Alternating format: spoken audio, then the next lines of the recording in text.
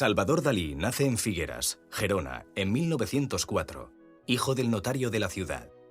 Con solo 12 años, entra en contacto con el mundo del arte y la pintura en casa del pintor Ramón Pichot, amigo de la familia. Matriculado en la Real Academia de Bellas Artes de San Fernando en Madrid, es expulsado al rechazar al tribunal de examen porque considera que no están preparados para juzgar su obra. Allí, entabla amistad, entre otros, con Lorca y Buñuel. En 1926, durante su primer viaje a París, conoce a Picasso y Miró le presenta a André Breton, padre del surrealismo. Dalí se convierte en un estandarte de aquel movimiento artístico. Aquel mismo año filma junto a Luis Buñuel la película Un perro andaluz, a la que seguiría un año después La Edad de Oro.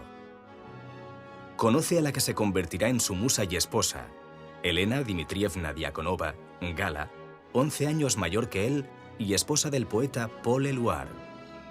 Con 27 años, expone en París su famoso cuadro La persistencia de la memoria, que supone su consagración internacional.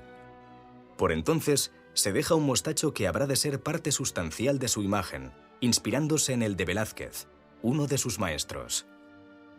En 1934, realiza su primer viaje a Nueva York. Volverá a Estados Unidos años después para ir a Hollywood y trabajar con los hermanos Marx. En 1940 se queda a vivir, ya con Gala como esposa, los 8 años siguientes. En estos años, Dalí participa en múltiples proyectos. Colabora con Hitchcock y Walt Disney en cine, diseña escaparates, ilustra El Quijote, la autobiografía de Cellini y los ensayos de Montaigne. Protagoniza múltiples performances, trabaja en fotografía, escenografía, vestuario, sin olvidar nunca su otra gran pasión, la escritura. Su vida es la historia de un viaje. Dalí salta de Figueras a Barcelona, de Madrid a París, de Nueva York a Hollywood, Roma, Milán, Viena, Londres, para volver en 1949 a su Triángulo del Ampurdán, Cadaqués, Púbol, Figueras, donde fallece en 1989 escuchando uno de sus temas favoritos, Tristán e Isolda de Wagner.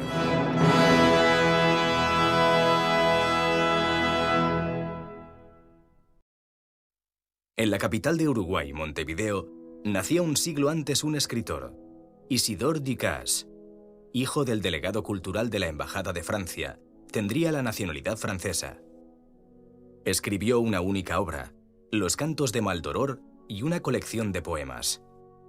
Vivía en París cuando creó el primero de los cantos, con 20 años. Hombre de vida misteriosa, todo en él parece fruto de un sueño, o mejor dicho, de una pesadilla. Isidore Ducasse se autonombra Conde de la Tremont, seudónimo con que será conocido. El libro narra en 6 cantos la rebelión de Maldoror, su protagonista, contra todo y contra todos, con un lenguaje cruel y desmedido, contrario a toda norma de convivencia. Su obra permanece en el olvido hasta ser rescatada por los surrealistas que la convierten en su libro de cabecera. También Isidore Ducasse es un viajero errante.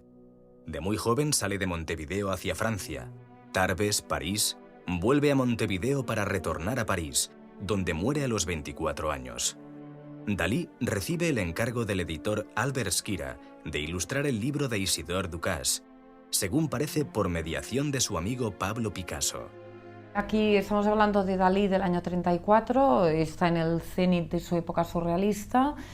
Él empieza estas ilustraciones el año anterior, en el 33, y exactamente aquí empieza ya su vocabulario más puramente surrealista y que irá repitiendo, desde la aparición de los elementos comestibles, la oposición duro-blando, los elementos sexuales, el paisaje, Gala,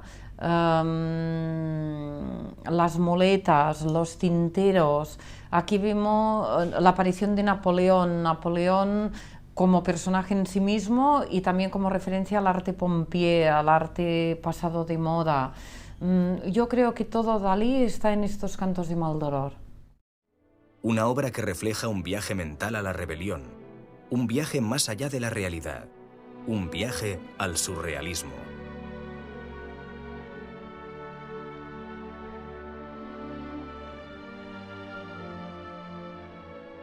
Planeta y la Fundación Gala Salvador Dalí presentan en coedición la obra Los cantos de Maldoror, ilustrada por Salvador Dalí con 30 heliograbados. Una edición única, limitada a 2.998 ejemplares, numerados ante notario.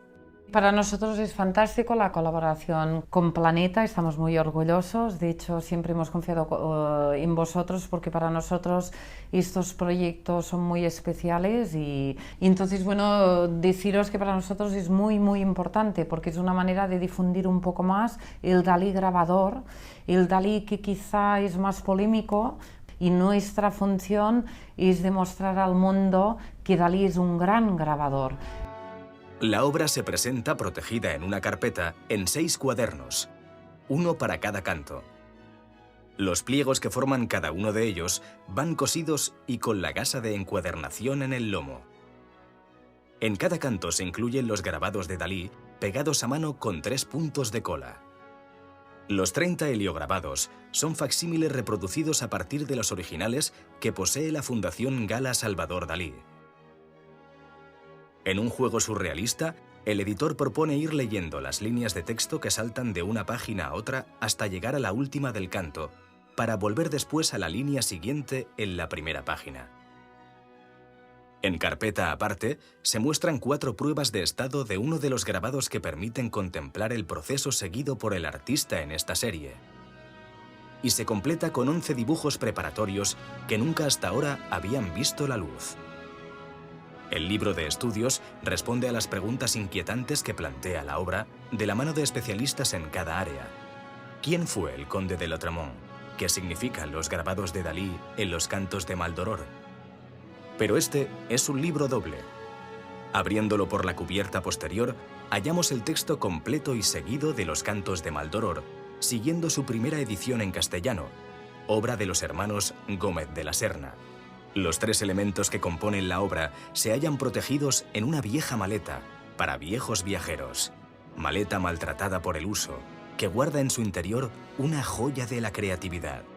Antes de acceder a ella, una dura chapa de hierro oxidado por el tiempo nos avisa de su insólito contenido. En su interior nos aguarda una joya del coleccionismo bibliófilo de la mano de uno de los artistas más polémicos y más reconocidos mundialmente, Salvador Dalí.